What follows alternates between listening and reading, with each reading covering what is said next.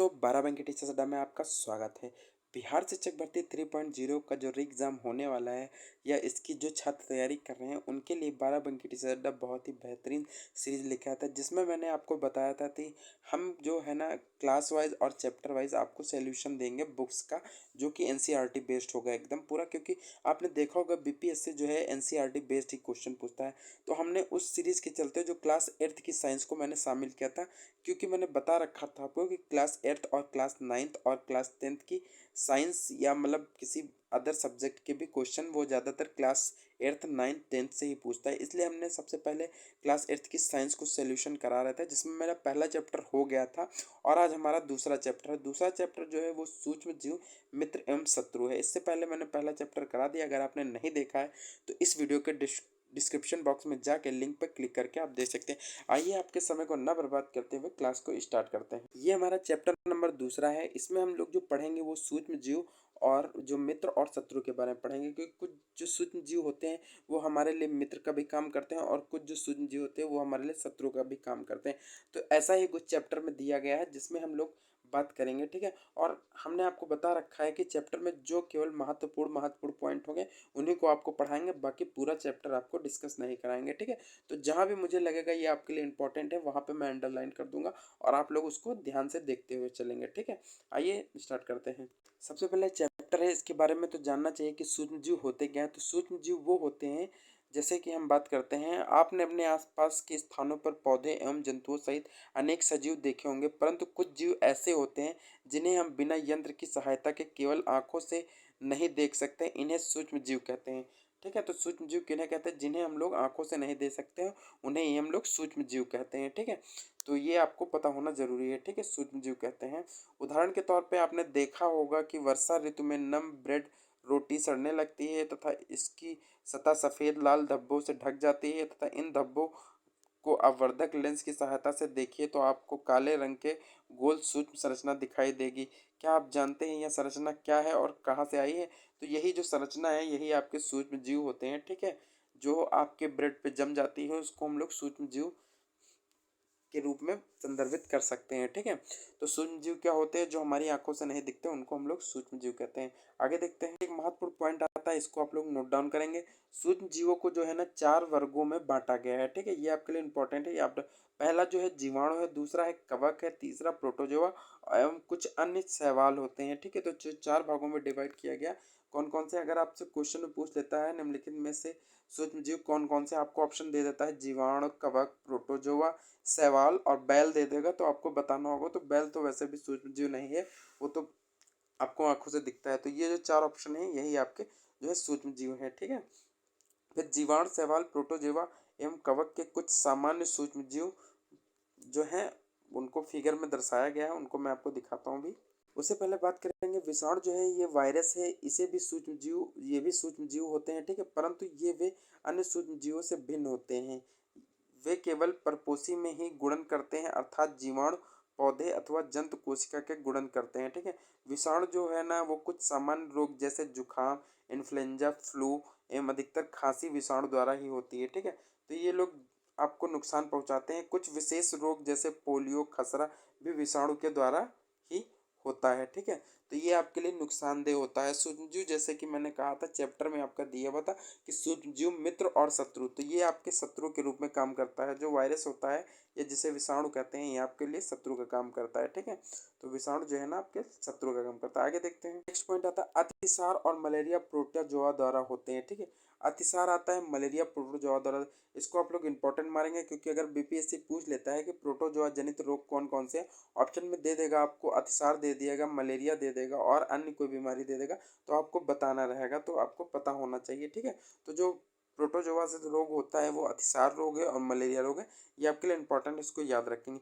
फिर आता है टाइफाइड और क्षय रोग जो है ना जीवाणु द्वारा होता है। अगर आपसे पूछ लेता है पेपर में कि टाइफाइड या क्षय रोग किसके द्वारा होता है, तो वो जीवाणु द्वारा होता है, ये भी आप लोग याद रखेंगे। इनमें से कुछ सूक्ष्मजीव के विषय में आप कक्षा 6 और 7 में पढ़ चुके हैं, ठीक है। ये आपके लिए इंपॉर्टेंट नहीं है कुछ भी, लेकिन ये 2 पॉइंट जो है आपके लिए इंपॉर्टेंट है, जो कि है इंपॉर्टेंट। अतिसार और मलेरिया जो है वो प्रोटोजोआ से होता है। टाइफाइड और क्षय रोग जो होता है उसको जीवाणु द्वारा होता है। ये दोनों पॉइंट आपके लिए इंपॉर्टेंट है, इनको याद रखेंगे, क्वेश्चन यहीं से पूछा जा सकता है आपके लिए। कुछ जीवाणु के फिगर दिए गए हैं, इनको हम देख लेते हैं। ये स्पाइरल जीवाणु है, ठीक है, और जो दूसरा है ये क्षणनुमा जीवाणु है, ठीक है।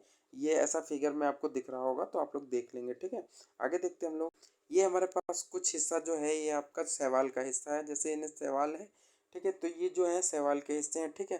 क्लेमाइडोमोनस जो है ना, क्लेमाइडोमोनस जो है ना, ये आपका शैवाल है। स्पायरोगैरा क्या है, ये भी शैवाल है। अगर आपसे क्वेश्चन पूछ लिया जाता है कि स्पायरोगैरा निम्नलिखित में से क्या है, शैवाल दे देगा, विषाणु दे देगा, जीवाणु दे देगा, प्रोटोजोआ, तो आपको बताना रहेगा। तो स्पायरोगैरा क्या है, आपका एक प्रकार का शैवाल है, ये आपको पता होना चाहिए। जो इधर क्या आते हैं, ये आपके क्या चीज़ें, ये देखिए ये आपके प्रोटोजोआ है। अमीबा जो है ना प्रोटोजोआ के अंतर्गत आता है। पैरामीशियम भी आपका प्रोटोजोआ के अंतर्गत आता है। अगर आपसे क्वेश्चन में पूछ लेता है पैरामीशियम को किसके अंतर्गत आता है, तो ये आपका प्रोटोजोआ के अंतर्गत आता है, ये आपको पता होना चाहिए। आगे देखते हैं, नेक्स्ट आता है कवक। कवक क्या होते हैं, इनको भी आपको पता रखना चाहिए। तो ये राइजोपस बोल्ड मोल्ड जो है ना, bread mould, Rhizopus bread mould जो है ना, ये आपका जो होता है कवक होता है। पेनिसिलियम जो होता है ये भी आपका कवक होता है। एस्परजिलस ये भी आपका कवक होता है, ठीक है। ये आपको फिगर में दिख रहा है, आप लोग इसको देख लेंगे, ठीक है। आगे देखते हैं हम लोग। जैसे चैप्टर में दिया गया था मित्रवत सूक्ष्मजीव, ठीक है। तो मित्रवत के बारे में पढ़ते हैं। कौन से सूक्ष्मजीव है जो हमारे साथ में मित्रवत रहते हैं। जैसे सूक्ष्मजीव विभिन्न कार्यों में उपयोग किए जाते हैं। जैसे कुछ सूक्ष्मजीव होते हैं जिनका उपयोग विभिन्न कार्यों में किया जाता है। इसके अंतर्गत आता है जैसे दही, ब्रेड, केक बनाने में किया जाता है, ठीक है। जो जो ऐसे बैक्टीरिया है, सॉरी ऐसे जो जीव होते हैं, इन्हीं को हम लोग मित्रवत सूक्ष्मजीव कहते हैं, ठीक है। जो कि दही बनाने में आपको उपयोग होता है, ब्रेड बनाने में तथा केक बनाने में जो उपयोग होता है, ऐसे जो होते हैं वो आपके सूक्ष्मजीव, वो आपके मित्रवत सूक्ष्मजीव होते हैं, ठीक है। प्राचीन काल से ही सूक्ष्मजीवों का उपयोग अल्कोहल बनाने में किया जाता है, ठीक है। ये आपके पास एक लाइन दी गई है, प्राचीन काल में ही सूक्ष्मजीवों का उपयोग अल्कोहल बनाने में किया जाता है। अगर आपसे ऑप्शन पूछ लिया जाता है कि अल्कोहल बनाने में किस प्रकार के जीवों का उपयोग किया जाता है, तो आपको पता होना चाहिए कि सूक्ष्म जीवों का प्रयोग आपका अल्कोहल बनाने में किया जाता है, ठीक है। आगे देखते हैं हम लोग। ये देखिए एक महत्वपूर्ण पॉइंट दिया गया, दही से जुड़ा हुआ पॉइंट दिया गया। दही में अनेक सूक्ष्म जीव पाए जाते हैं जिनमें लैक्टोबैसिलस, ठीक है, लैक्टोबैसिलस नामक जीवाणु प्रमुख है, ठीक है। तो अगर आपसे पूछ लेता है कि निम्नलिखित में से दही में कौन सा जीवाणु पाया जाता है, तो आपके लिए ये इंपॉर्टेंट है। लैक्टोबैसिलस जो है ना नामक जीवाणु जो है ना, वो आपका दही में पाया जाता है। जो दूध को दही में परिवर्तित कर देता है, ठीक है। वह दूध में जनन कर उसे दही में परिवर्तित कर देता है। जीवाणु पनीर, अचार एवं अनेक खाद्य पदार्थों में उत्पादन में सहायक होता है, ठीक है। आपको दिख रहा होगा जो दही में होता है वो लैक्टोबैसिलस नामक जीवाणु होता है, ये आपको याद रखना इंपॉर्टेंट है आपके लिए। आगे देखते हैं। रवा, सूजी, इडली एवं भटूरे का एक महत्वपूर्ण संगठक दही है। क्या आपको अनुमान लगा सकते हैं कि ऐसा क्यों होता है। जीवाणु एवं ईस्ट चावल के आटे में किण्वन में सहायक होते हैं, जिससे इडली और डोसा बनता है, ठीक है। तो आप देख रहे होंगे दही का कहाँ कहाँ उपयोग किया जाता है, और दही जो बनता है वो दूध में जो है ना सूक्ष्म जीवों की वजह से ही दही बनता है, ठीक है। आगे देखते हैं। कुछ सूक्ष्म जीवों का वाणिज्य के रूप में उपयोग किया जाता है। जैसे बड़े स्तर पर आते हैं तो अल्कोहल, शराब एवं एसिटिक एसिड के उत्पादन में सूक्ष्म जीवों का उपयोग किया जाता है। जौ, गेहूं, चावल और फलों के रस में उपस्थित प्राकृतिक शर्करा में ईस्ट द्वारा अल्कोहल एवं शराब उत्पादन में किया जाता है। तो आप देख रहे हैं कि जो सूक्ष्म जीव हैं इनका उत्पादन अल्कोहल तथा शराब तथा एसिटिक एसिड उत्पादन में किया जाता है, ठीक है। तो आपको पता होना चाहिए कि सूक्ष्म जीवों का प्रयोग कहाँ कहाँ पे किया जाता है, ये भी आपके लिए इंपॉर्टेंट है, ठीक है। अगर आपसे क्वेश्चन पूछता है कि सूक्ष्म जीवों का निम्नलिखित में से कहाँ पे उपयोग किया जाता है, आपको दे देगा अल्कोहल बनाने में, शराब बनाने में, एसिटिक एसिड बनाने में, और एक दे देगा आपको रोटी बनाने में। तो आपको पता होना चाहिए कि इसका उपयोग कहाँ होता है, ठीक है। तो आप इसमें दिया गया है, ठीक है, अल्कोहल बनाने में, शराब बनाने में, एसिटिक एसिड बनाने में, गेहूं, चावल एवं फलों के रस में उपस्थित प्राकृतिक शर्करा में ईस्ट द्वारा अल्कोहल एवं शराब उत्पादन में इसका प्रयोग किया जाता है। आगे देखते हैं। जो आपको बताया था दूध से दही बनता है, इसमें जो किण्वन की प्रक्रिया होती है उसके द्वारा जो है ना दूध से दही बनता है। तो इस प्रक्रिया जो किण्वन की खोज करी थी उसको किसने किया था, उसको खोज करी थी लुई पास्चर ने करी थी। किण्वन की खोज कब करी थी, 1857 में करी थी, ठीक है। ये आपको ये भी याद रखा है। अगर आपसे पूछ लेता है किण्वन विधि की खोज किसने करी थी, तो वो लुई पास्चर ने करी थी। कब करी थी, 1857 में। ये इंपॉर्टेंट है, आप याद रखेंगे। नेक्स्ट देखते हैं। सूक्ष्म जीवों में औषधि का उपयोग आता है। जब कभी आप बीमार पड़ते हैं तो डॉक्टर आपको पेनिसिलिन का इंजेक्शन देते हैं अथवा कोई अन्य प्रतिजैविक की गोली या कैप्सूल देते हैं। इन औषधियों कुछ स्रोत सूक्ष्म जीव हैं, ये बीमारी पैदा करने वाले सूक्ष्म जीवों को नष्ट कर देते हैं, अर्थात उनकी वृद्धि को रोक देती हैं। इस प्रकार की औषधि को प्रतिजैविक तथा एंटीबायोटिक कहा जाता है। ठीक है, तो आप देख रहे हैं कि जो सूक्ष्म जीवों का प्रयोग होता है उसका औषधि में प्रयोग होता है। किस रूप में होता है? एंटीबायोटिक के रूप में तथा प्रतिजैविक के रूप में होता है। अगर आपसे पूछा जाता है कि सूक्ष्म जीवों का औषधि के रूप में प्रयोग होता है, आपको दे देगा ऑप्शन, आपको एंटीबायोटिक के रूप में, प्रतिजैविक के रूप, तो आपको बताना रहेगा। ठीक है, तो आगे देखते हैं और महत्वपूर्ण पॉइंट दिया गया, इसको देख लेते हैं। सन 1929 में अलेक्जेंडर फ्लेमिंग ने जीवाणु रोगों से बचाव हेतु एक संवर्धन पर प्रयोग कर रहे थे। अचानक उन्होंने संवर्धन तस्तरी पर हरे रंग का फफूंद के छोटे बीजाणु देखे। उन्होंने पाया कि फफूंद जीवाणु की वृद्धि को रोकते हैं तथा तथ्य पाया कि बहुत सारे जीवाणु फफूंद द्वारा मारे गए हैं। इस प्रकार फफूंद से पेनिसिलिन बनाई गई है। ठीक है, तो आप देख रहे हैं फिर कि फफूंद से पेनिसिलिन बनाई गई। अगर आपसे पूछा जाता है कि पेनिसिलिन का निर्माण किसके द्वारा होता है, और आपको ऑप्शन में दे देगा, जीवाणु दे देगा, बैक्टीरिया दे देगा, फफूंद देगा, तो आपको टिक लगाना रहेगा। तो इसमें दिया गया है कि आपका जो पेनिसिलिन का निर्माण होता है वो किसके द्वारा? फफूंद के द्वारा होता है। ये आपको पता होना चाहिए। किसने इसको पता लगाया था? इसको पता लगाया था अलेक्जेंडर फ्लेमिंग ने। ठीक है, आगे देखते हैं हम लोग। नेक्स्ट एक पॉइंट हमारे पास है, एडवर्ड जेनर जो है ना, इन्होंने चेचक के लिए 1798 में चेचक के टीके की खोज करी थी। ये आपके लिए इंपॉर्टेंट है, इसको आप लोग इंपॉर्टेंट लगाएंगे। ठीक है, यहाँ से क्वेश्चन पूछ लिया जाएगा कि चेचक के टीके की खोज किसने करी? तो एडवर्ड जेनर ने करी थी। कब करी थी? 1798 में। ये आपको पता होना चाहिए। आगे देखते हैं हम लोग। फिर आता है कि मिट्टी की उर्वरता में वृद्धि। कुछ जीवाणु एवं नीले हरे शैवाल वायुमंडलीय नाइट्रोजन का स्थिरीकरण कर सकते हैं तथा इस प्रकार मृदा में नाइट्रोजन का संवर्धन होता है तथा उसकी उर्वरता में वृद्धि होती है तथा इन्हें समानता हम जैविक नाइट्रोजन स्थिरीकृत कहते हैं, स्थिरीकारक कहते हैं। ठीक है, तो आपको पता होना चाहिए मिट्टी की उर्वरता में जो वृद्धि होती है वो भी सूक्ष्म जीवों के द्वारा ही की जा सकती है। ठीक है, आगे देखते हैं हम लोग। आपको फिगर में दिख रहा होगा नाइट्रोजन स्थिरीकारक साइनोबैक्टीरिया एक नीले हरे शैवाल है। ठीक है, ये देखिए आपको दिखाई पड़ रहा होगा फिगर में, एक फिगर ये, एक फिगर ये। आगे देखते हैं हम लोग। अभी तक हम लोगों ने लाभदायक सूक्ष्मजीवों को पढ़ा था, अब हानिकारक सूक्ष्मजीवों के बारे में पढ़ेंगे, जो कि आपका चैप्टर में दिया गया है कि हमारे जो सूक्ष्मजीव होते हैं वो मित्र भी होते हैं और शत्रु भी होते हैं। तो ये शत्रु जीव सूक्ष्मजीवों के बारे में बात करेंगे हम लोग। ठीक है, तो इसमें सबसे पहले देखते हैं सूक्ष्मजीव अनेक प्रकार से हानिकारक हैं। कुछ सूक्ष्मजीव मनुष्य, जंतु एवं पौधों में रोग उत्पन्न करते हैं। रोग उत्पन्न करने वाले ऐसे सूक्ष्मजीवों को रोगाणु अथवा रोगजनक कहते हैं। कुछ सूक्ष्मजीव भोजन, कपड़े एवं चमड़े की वस्तुओं को संदूषित कर देते हैं।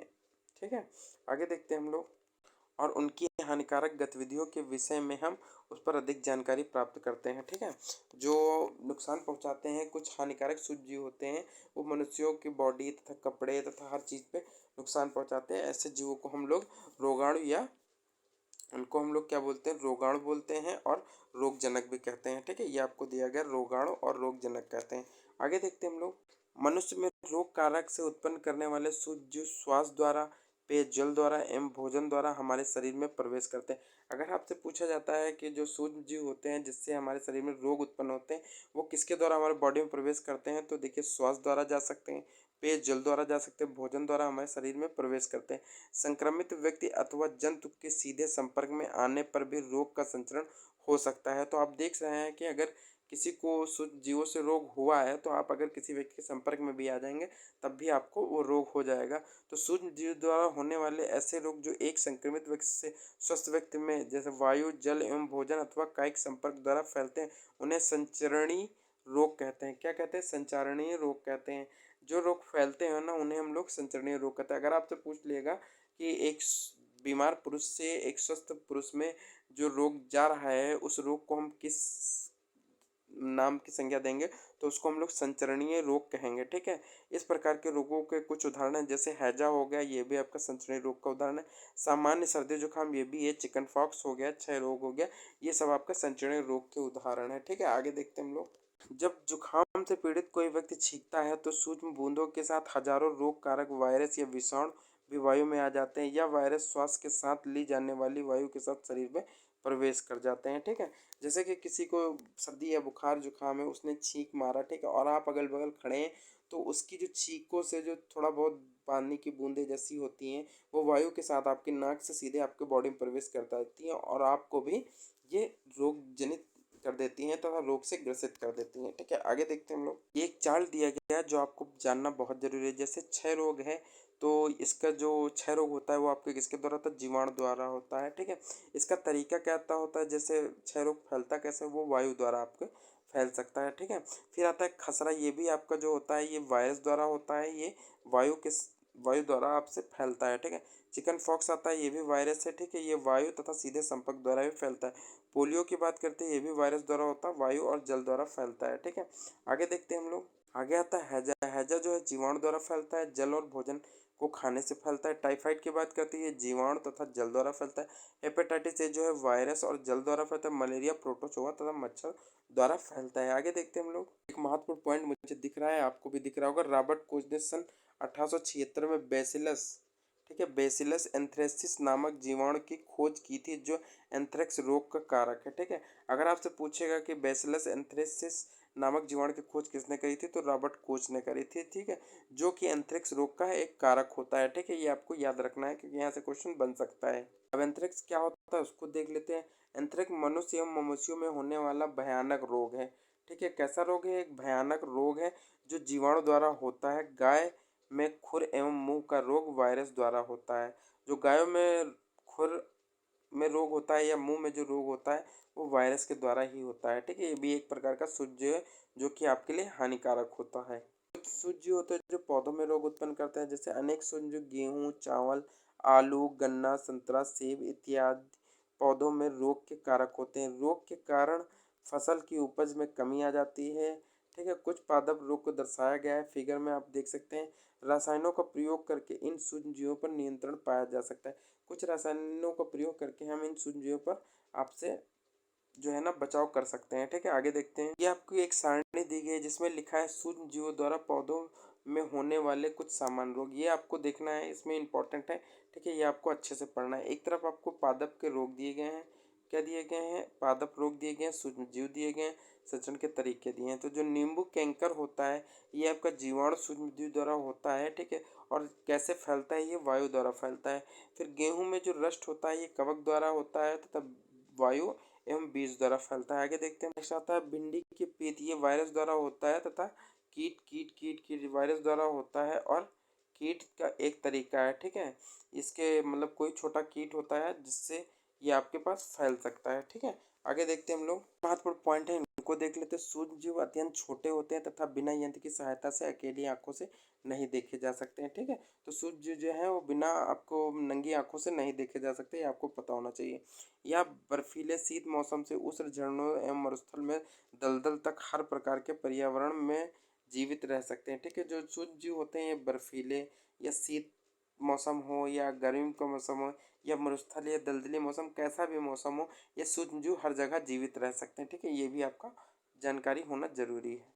फिर नेक्स्ट आता है सूक्ष्म जीव जो है वायु, जल, मिट्टी, पौधों एवं जंतुओं में शरीर में पाए जाते हैं। ठीक है, जो सूक्ष्म जीव होते हैं वो वायु में भी पाए जाते हैं, जल में पाए जाते हैं, मिट्टी में, पौधे में और जंतुओं के शरीर में भी पाए जाते हैं। और जो एक कोशिकीय एवं बहुकोशिकीय होते हैं। जो सूक्ष्म जीव होते हैं वो एक कोशिकीय भी होते हैं, बहुकोशिकीय भी होते हैं। जीवाणु, कवक, प्रोटोजोआ और कुछ शैवाल सूक्ष्म जीवों के अंतर्गत आते हैं। लेकिन विषाणु इनसे अलग हैं, लेकिन फिर भी इस वर्ग में सम्मिलित किए जाते हैं। लेकिन विषाणु जैसे हैं इनसे बिल्कुल अलग है, लेकिन वो भी इसी में सम्मिलित किया जाता है। ठीक है, सूक्ष्म जीवों के अंतर्गत ही रख सकते हैं उसको भी। आगे देखते हैं। विषाणु केवल परपोषी जैसे जीवाणु, पादप एवं जंतु की गुणन करते हैं। कुछ सूक्ष्मजीव औषधि एवं अल्कोहल में वाणिज्यिक उत्पादन उपयोगी हैं। ठीक है, कुछ सूक्ष्मजीव जो होते हैं औषधि एवं अल्कोहल के वाणिज्यिक उत्पादन में उपयोगी होते हैं। ठीक है, आगे देखते हैं हम लोग। महत्वपूर्ण पॉइंट ये है आपके पास, हम देखते हैं। जो प्रोटोजोआ है वो अतिसार तथा मलेरिया जैसे रोग उत्पन्न करता है। जो प्रोटोजोआ होता है वो आप में अतिसार तथा मलेरिया जैसे रोग को उत्पन्न कर देता है। आगे देखते हैं।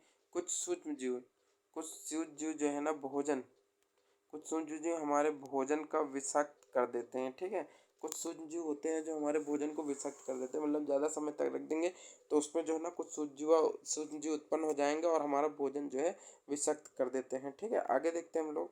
फिर आगे देखते हैं। मिट्टी में उपस्थित कुछ जीवाणु नीले हरे शैवाल तथा वायुमंडलीय नाइट्रोजन को स्थिरीकृत कर नाइट्रोजनी यौगिकों में परिवर्तित कर देते हैं। ठीक है, ये आपको पता होना चाहिए। ठीक है, तो गाइस आज की वीडियो में ये आपका हमारा दूसरा चैप्टर कंप्लीट हो गया है। इसमें जो जो इंपॉर्टेंट पॉइंट थे वो मैंने आपको पढ़ा दिए हैं। ठीक है, परीक्षा के जैसे जहाँ जहाँ क्वेश्चन बन सकता था वो सभी मैंने क्वेश्चन आपको करा दिए हैं। ठीक है, ये हमारा बाराबंकी टीचर अड्डा चैनल है, चैनल का नाम है। ठीक है, ये हमारे बाराबंकी टीचर अड्डा चैनल का नाम है। और ये हमारा टेलीग्राम ग्रुप है 12 बंकी 26 58 34 को ज्वाइन करके आप हर क्लास की पीडीएफ फ्री पा सकते हैं। ठीक है, और अगर आप हमारे चैनल पर नए हैं तो हमारे चैनल को सब्सक्राइब करें और वीडियो को लाइक करें। धन्यवाद। जल्दी ही आपके लिए हम इसकी तीसरी क्लास लेके आएंगे, आपको बिल्कुल स्पीड मोड में करा रहे हैं। एक दिन में दो दो तीन तीन क्लास प्रोवाइड कराएंगे जिससे आपका कोर्स बहुत ही जल्दी समाप्त हो जाए। ठीक है, ओके, धन्यवाद।